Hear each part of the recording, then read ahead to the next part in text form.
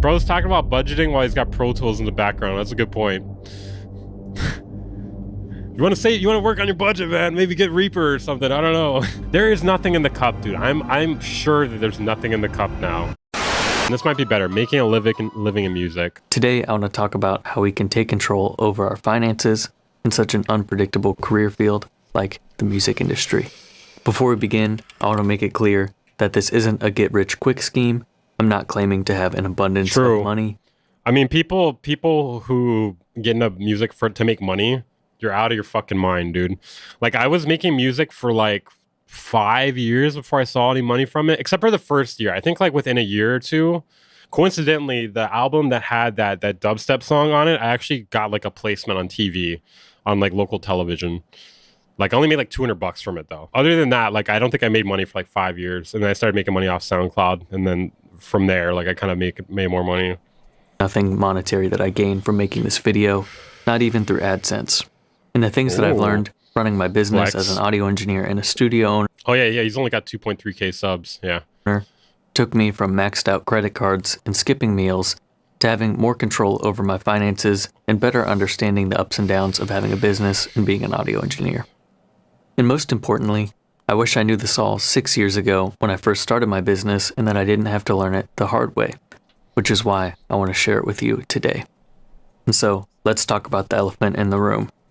Having a career What, you have an elephant in the room? in the music industry is hard.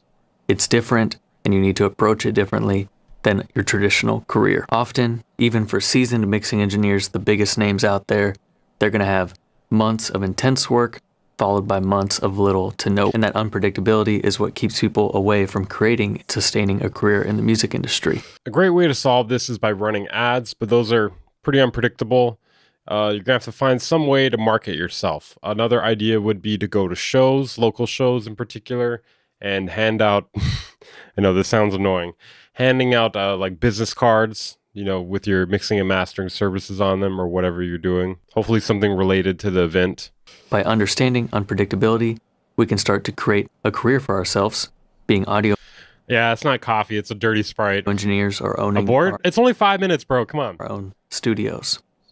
Understanding That is quite the unpredictability mustache, can be I agree. broken down into 3 steps. That'd be amazing if the paper cup was empty. Would be to dissolve the idea that we have a monthly income.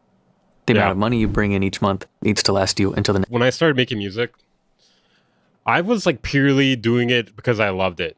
You know, like I figured out like, hey, like, you know, maybe I'll make money down the road eventually, hopefully. But like the idea of like making money per month, bro, I did not even see that being like a possibility in the near future. Next client comes in. And the email to start your next project could come in tonight or it could come in 6 months from now. And we need to be prepared for that. Me personally, when I first started my studio, I would make however much I made each month, pay all my bills, and the rest went to buying a new piece of gear or just spending it. Because traditional career paths give you a fixed set of income each month, where often we're Yeah, I agree. You should still be doing it because you love it. Which, if you don't feel that way, it's probably time to take a break. One thing that actually motivates me a lot, actually, is making videos. Because, no offense, I mean this in the nicest way possible. I prefer making music to, like, such a high degree over editing videos. Like, I don't hate it necessarily, but it's like, I don't get, like, that same fulfillment out of it. Like, it's like, kind of fun, like, especially when I get to make jokes and stuff like that, but it's, like, especially the editing, dude, it's tedious. It's really tedious. tempted to spend it each month because we know the next month that exact same amount of money is going to come in. But if we apply that to our business, the whole thing falls apart. So again, we need to dissolve the idea that we have a monthly income. And so now that we've dissolved the idea that we have a monthly income, we need to minimize our overhead and create a strict budget. And everybody's overhead and what they choose to budget for is going to be personal. Actually, I have more fun streaming than I do doing videos. South Park Jesus, that's funny. Like, I actually prefer streaming, but the thing is, you don't really get a lot of views streaming. Like, YouTube doesn't promote streams like they used to. Plus, like, a lot of people are not really ready to watch streams, you know? And it's kind of a big commitment to do it like 8 hours a day and hope that people are going to watch, right? To themselves. Your ability to minimize your budget is in direct relation to your peace of mind and your longevity in your career. If you're spending a lot and you have a large budget, each project isn't going to last you as long as it could if you had a smaller budget or less. Weaver, get a 9-to-5 rat race corporate job, then you'll long for editing. Actually, I've had a 9-to-5 before. It's been like 10 years though. I used to work in like a This is actually a crazy story. This is actually how I got like my engineering career off the ground, so to speak, before I did YouTube and while I was still like focusing on SoundCloud a lot. But I used to work at a parking garage. And I used to have to get up at like, it wasn't even a 9 to 5. It was worse than that. It was like 5 to 2 or some shit like that. I used to work like 5 to 2. So I had to get up at fucking 4 in the morning, drive all the way like fucking like 45 minutes away in town. Sometimes there would be traffic. And then basically what I would do is I would sell people parking there. And I had a laptop. At the time, I had like a cheap MacBook back then, like an old one. And I would like spend all that time marketing my music essentially and marketing my audio, my mixing and mastering. Because I was just finishing up my audio engineering degree. And I realized like, okay, I'm not going to get hired by like a studio. So I'm going to have to do this myself. So I would basically like reach out to people, for like mixing and mastering clients and stuff like that, uploading like clips of songs. Like I would ask for permission first of songs I had mixed and mastered and stuff like that. And then like try to promote it like by reposting it on my main channel, stuff like that. What's the channel with the puppet? You're talking about Reed Stefan? That guy's not funny at all, dude. But yeah, basically I spent like all day doing that until I was making the same amount of money at that job doing audio engineering as I was at that parking job. And for me personally, in my life, I advocate that I minimize my overhead as much as possible. There's a lot of things that I would give up just so I can run a studio.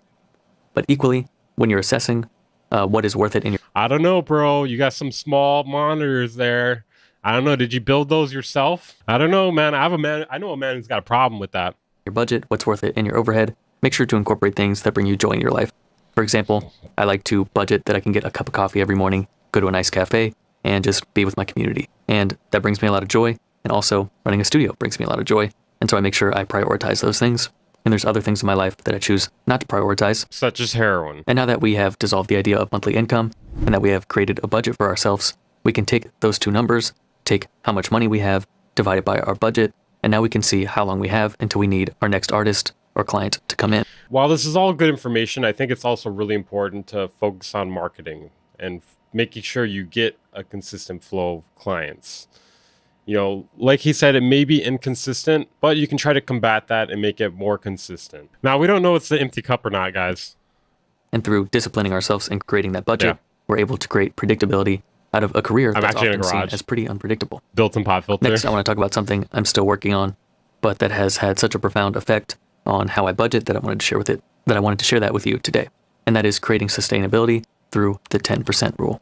We all understand the ups and downs of having a career as an audio engineer.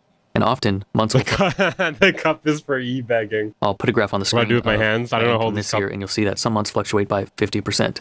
And so knowing that, we know that if our income was to change by 10% each month, that wouldn't necessarily make or break us. We may just need to budget a little bit tighter.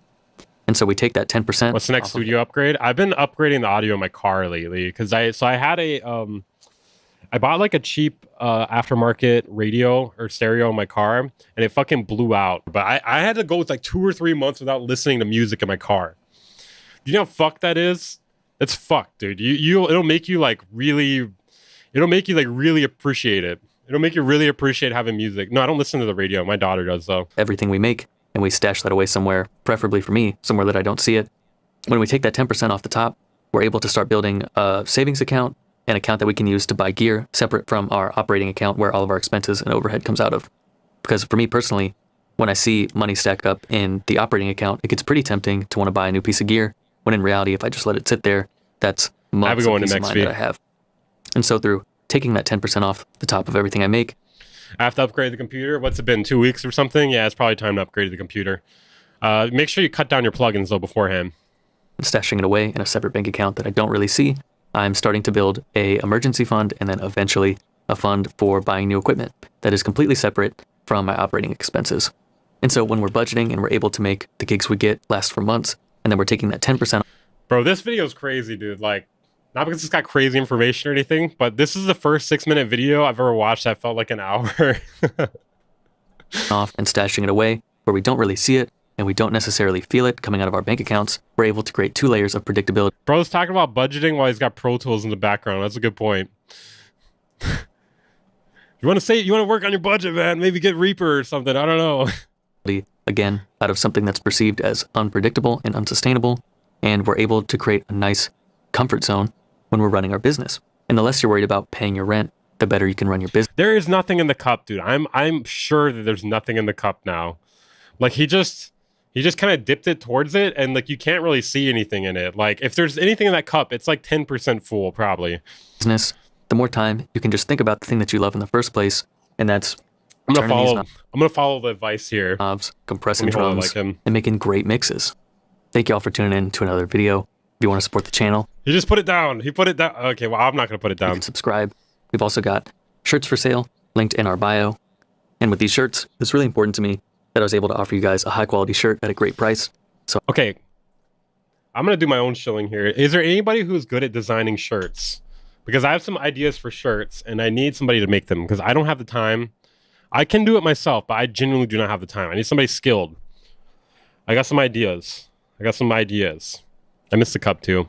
So if you can design shirts, if you're good with Photoshop and you can design shirts, hit me up via Discord DMs or Twitter DMs or something.